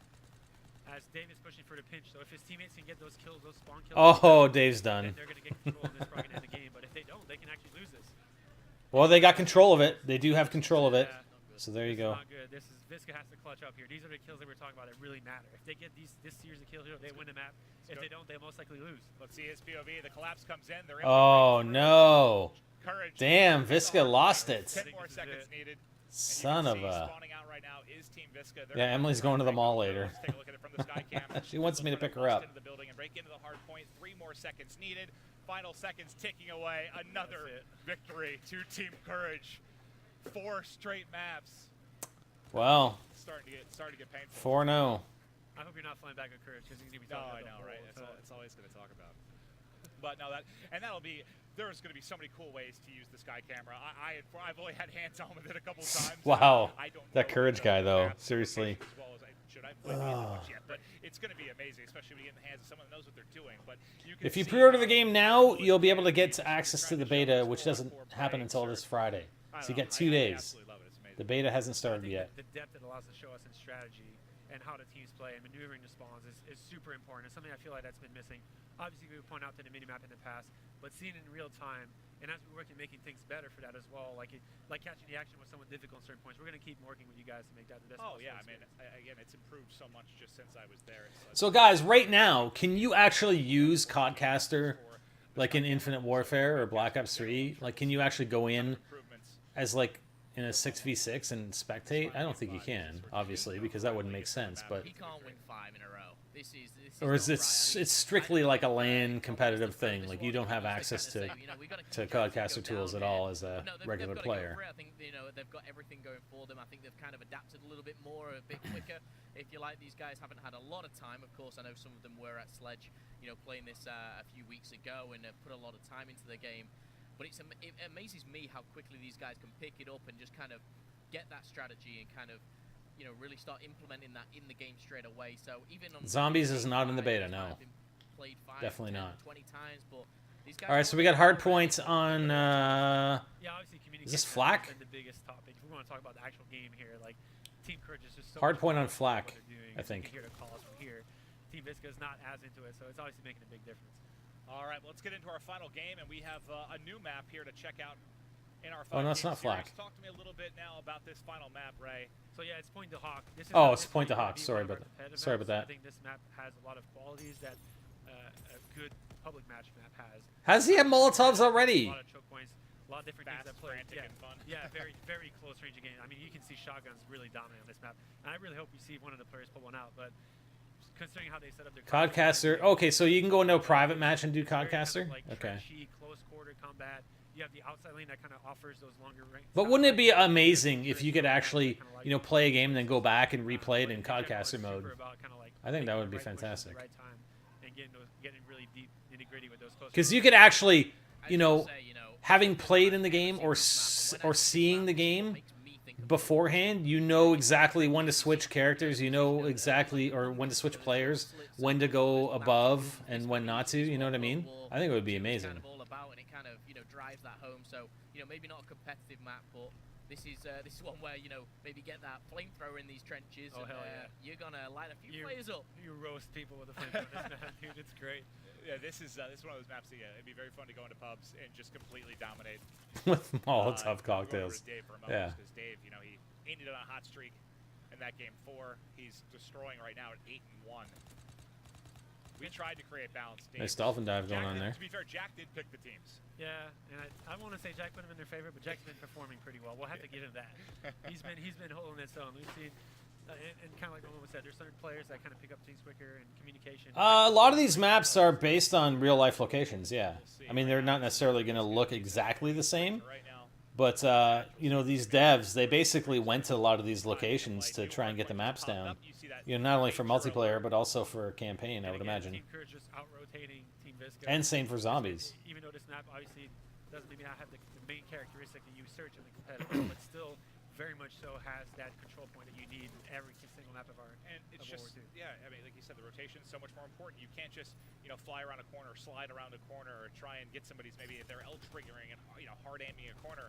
Oh that damn! advantage Those that grenades hasn't though. existed so much in the past couple of titles is absolutely alive and well, and you've already seen it here several times. And even though we're not really showing it today, Search and Destroy has been a very, very different experience in the past couple of years. Boost. You saw a lot of kind of like four-man pushes on both sides, just kind of like clashing each other in the middle of the map. I don't think you're going to see that so much anymore. You'll see some pushes, some rushes, but you'll see a lot more splitting up on defense. You'll see a lot more general understanding as teammates kind of learn the routes and which way they can get. Is competitive now all 4v4, or do they still do 6v6? And understanding how to get them. I'm pretty sure most of it's 4v4, isn't it? Breakout are going to be a huge advantage for the teams that do it right.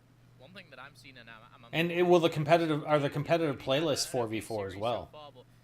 Or are they actually 6v6? Why is this? And he's rocking that submachine gun. He's rocking that Type 100. And this, for me, again, brings back the fact that there's going to be roles. There's going to be maps which, your SMGs are going to be better at. The ones where you're going to have long-range sights for, the assault rifles as well. Yeah, and competitive 4v4, okay. He's not just going to be, all favouring one side or one...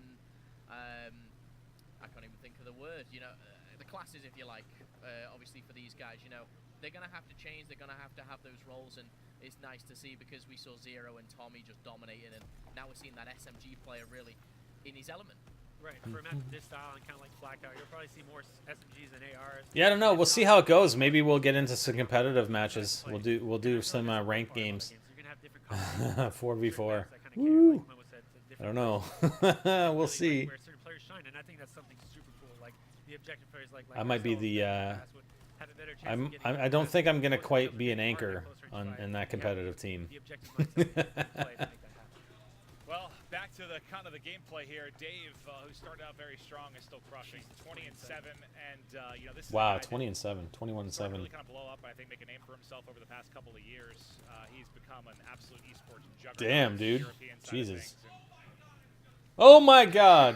What the hell happened? I hope some of that's actually coming through the mic, but apparently Jack was just destroyed. Jack is really happy Dave's on his team right now. Yeah, I mean, you've got Courage sitting pretty at 13. Yeah, JCap 7-14, Dave 24-9. Working towards 35 and competitive team NGT. I don't know. I'm just throwing it out there, man. Who knows? What the hell? We're just gonna have some fun. Again, I said it before. I think it was on the first map that we saw, or no, Gibraltar. I'm looking at this. So if you do 4v4, how many players can actually be on your team? You know what I mean? Like if you do ranked gameplay, does it always have to be the same 4 players, or can you have like a team of 8 and people sort of rotate in and out? I have no idea. Oh, Kurt just got wrecked by Silly. Oh, and Tommy got wrecked by Silly. No, J-Cap's down. Oh, Dave, get Dave. Silly, get. Oh, the Molotovs. I love how the Molotovs go out. That's pretty awesome. 40 interactions now. He's got 28 kills, and the game is still. That's hilarious. It's like a 10-point difference, and not saying that the kills he's been getting have not been the good ones, but Dave is probably getting a lot of kills that aren't as useful. I'd have to play a lot in order to do game battles, man. It's really important to make those kills count, and his team should be winning a lot more right now with that kind I don't know. Zombies takes up a big portion of my time too, so I don't know if that's gonna happen or not. Just pick up kills that maybe aren't as crucial. If you can get streaks, that could be the difference down the road. But 3 dead now. Let's pop it out and just see where the spawn is going to come in for the red team. They're all going to spawn together here on the right side of the map as they're trying to push down and deal with Attach and Silly. But as 2 more fall off a spawn, things have I don't see the hard point on this overhead view though. Where the hell is it? And again, the hard point, like even though this map It is inside that spot. I thought it was in there, but I couldn't actually see it on that overhead. But one thing you see Is there napalm? how players spawn out and how long it takes for them to get back. I don't think the deal emphasizes it enough. That positioning and also deaths, kind of what Momo said earlier, is that when you die, you're really penalized. Like you have to make that when you die, you have to make sure your team has. Oh my god. Okay, there we go. They shut my door this time. Last title, when you go to Advanced Warfare, how different Hardpoint is in this. Yeah, all these guys are they're using Type 100s and STGs. That's it. That's all you're seeing. You might see a PPSH by one of the players every now and then, but I think that was only for one game. Selected what maps are going to be the esports map, for Hardpoint, but yeah, I mean, the bigger it is, the more punishing it's going to be, and even with the pace of this, some of the smaller maps too. I mean, you're only get a couple cracks of these Hardpoints. And Why don't I play on YouTube more? What do you mean? I do. I have been, or we are. Don't worry. This weekend we're going to be streaming. We're going to be streaming a lot of the beta. Yeah, he's not having a good time. And with Dave, packing 32 kills, he's still in the game, luckily for him. But Oh, again, look at that. Team Courage just got the hard point. Those kills, are they also important? Are they in the right place? I'm seeing Dave kind of just, linger around, maybe pick up a few unnecessary ones. Yeah, there's Search and Destroy. Definitely. Search and Destroy is definitely in the game. Again, which we've not seen in a very long time because everyone's had that ability to Oh, damn. What the hell was that? yeah, eliminate that height advantage. Is that a headshot Courage just got? Well, Team Courage has it back, unfortunately. Tommy finding a couple of kills. We want to see a little. We don't want to see him part ways. One victory, please. One victory, please.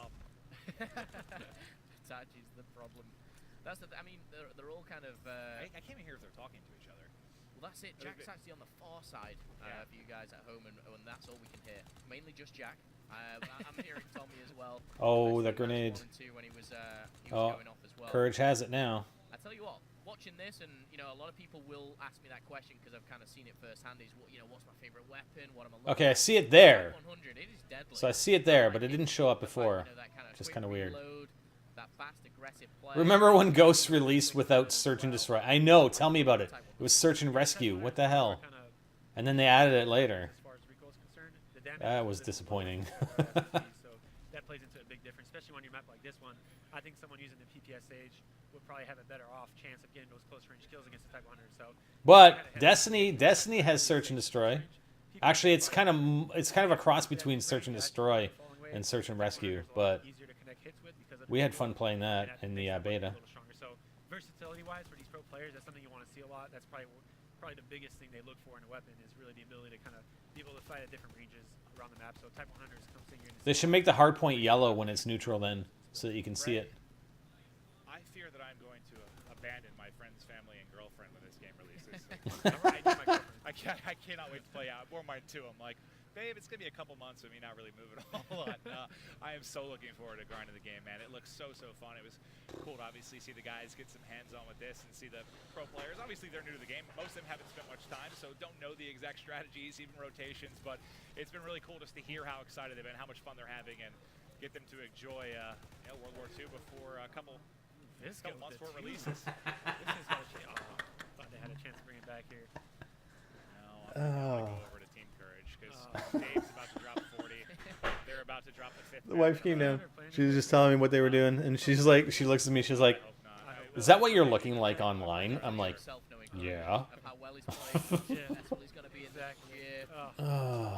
just pass that? Can we skip it? Oh boy, that's funny. He's down. I can hear him with you guys. He's actually giving strategy to the 3 professional players of what the armor class does and everything. I just love how passionate he is about it, and I think that's kind of showing through. But I'm getting a little bit, agitated. I want to get hands-on. I kind of want to get in there and have a go myself. But I had a chance to kind of play the game outside, and it was a bit one-sided. I think we had the stronger team. I had some very strong players, but It's not over yet. They're starting about the comeback. What if they get the final 20 or so seconds here? It'll be all but a tie game. If they can Yeah, I don't think they're gonna hold it, man. Nope. Team Courage has it. I may have jinxed. They only need 5 more. Oh, look at that. And actually, wait a second. Attach just came in. It's true. As long as they don't let him win on this hard point, they have a chance. Let's see if Attach's company can hold these final couple of seconds. They're able to do that, like you said. Okay, 231, 245. Who's got it? Who's got the hard point? Oh, Team Blue. Oh, they got it. They got it. Not bad. Oh, nice. That might be the comeback. That actually gets 2. 0 gets Oh, they got it. Let's see where the spawn. Where's the spawn coming in? Oh, the spawn's way over there. All the way at the top. Oh. They're trying to push across. The final dream is dead with the final 10. But I don't get it. Like, there was 2 minutes left on the time. Why does the game end? Like, where in CodCaster does it actually show you how much time is left in the game? I want to chat a little bit about it. I mean, that had to be fun, right? You got to see 5 matches played here from the players. We got to show off the Sky camera as well. I need to learn how to use it a little bit better, I'll be honest with you, but I'm new to it. But pretty good job. It was pretty darn cool. What were they looking at that showed it was nearly the end of that game? Or was it? No, it was point-based. Sorry, it was point-based. It was 250. My bad. Yeah, game ends at 250 points. Sorry. I thought it was time, but yeah, it's points and time. High-level play on maps that we've been working on for a long time, new features.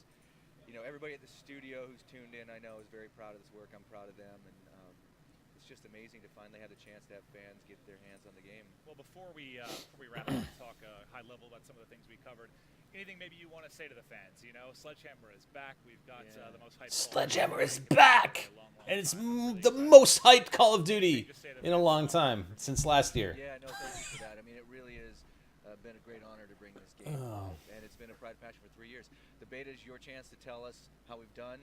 Let us know what we've done well, so we keep doing it, and feedback on ways to continue to refine as we approach November. But yeah, the hype is real. The game is exciting. Watching this happen is going to make next year just really phenomenally fun for everybody. And tune in starting Friday to get your hands on it yourself.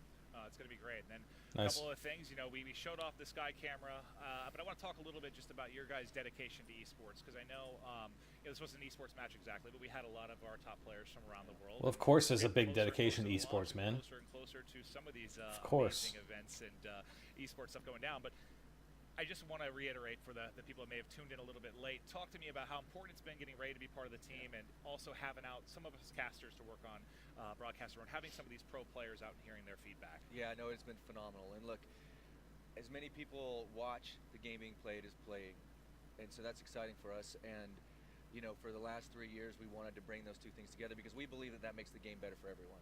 So having Ray as a pivotal member of, like you said, a much broader design team in the MP team has been important. Having a great relationship with you guys has been important, and we think that the game speaks for that. It certainly does. And well, Ray, thank you for all the amazing games you've given us from an esports perspective, whether I've been casting or watching you play, and now working on this incredible game. Thank you for coming on, and Michael, to you as well. Thank you. I'm excited. That's it, guys. Everybody at home is excited. Thank you to those that tuned in today. Remember, the beta right around the corner. If you haven't pre-ordered the game yet, do it. It's launching in just Pre-order. a couple of months. But thank you to everyone that tuned in. We'll see you later. Peace out. All right, guys. Well, that's it. What'd you guys think? I thought it looked pretty good. I thought the CodCaster looked pretty good. There might be some tweaks that they got to make, but that overhead view is actually pretty awesome. But I would definitely like to see the ability to go into saved games on, especially matches, like tournament matches and stuff like that. If they could actually post the games on a server and you can go and CodCast them, but I doubt they're going to do that. Remember, the beta doesn't start until this Friday at 10 a.m. Pacific. That will be 1 p.m. Eastern. You have to have a code, which can only be gained by pre-ordering or from some, there are a bunch of other ways that you can get a code from giveaways. If you're a subscriber to Comcast Infinity or Xfinity or something, Comcast Internet, you can actually get a beta code. PS4 only this weekend for 3 days. Next week, it's going to be PS4. And let's close this down. Next week it's going to be PS4. Can I close this down or what? There we go. Yeah, next weekend PS4 and Xbox One. My feeling is they're going to open it up possibly to an open beta on the second or third day next weekend. Maybe not, but if they really want to test the servers, then it makes sense. And then they have also mentioned that there will be a PC beta. Michael Condrey mentioned it yesterday on Reddit, but they haven't. Yeah, Sans, you have Xfinity? I had the news up. Basically, if you go to xfinity.com/ I can pull the news up again. I'll have to find it. Let's see. I'll get it for you. How to get... Yeah, Xfinity customers. I'm pulling up the article right now. So, partnership, Comcast... What, they don't actually have the link? Oh, xfinity.com, xfinity.com/Call of Duty. So you go there and you basically enter your account number and you can get a beta code. So if you already have one, you can get another one, or if you don't have one and you have that internet provider, Xfinity, then you can get a code that way. Yeah, PS4 only for the first weekend, this coming weekend. PS4 and Xbox One for next weekend. So I think we're pretty much going to wrap it up. I'm not going to replay any of the video or whatnot. I'll probably post like a video or two over on Next Gen Tactics and go over some of the stuff maybe on the new map Flak and talk about it a little bit. But other than that, I think we're done. So I appreciate you guys coming by. Thank you for watching, and we'll see you next time, guys. I'm Spotter, and I'm out.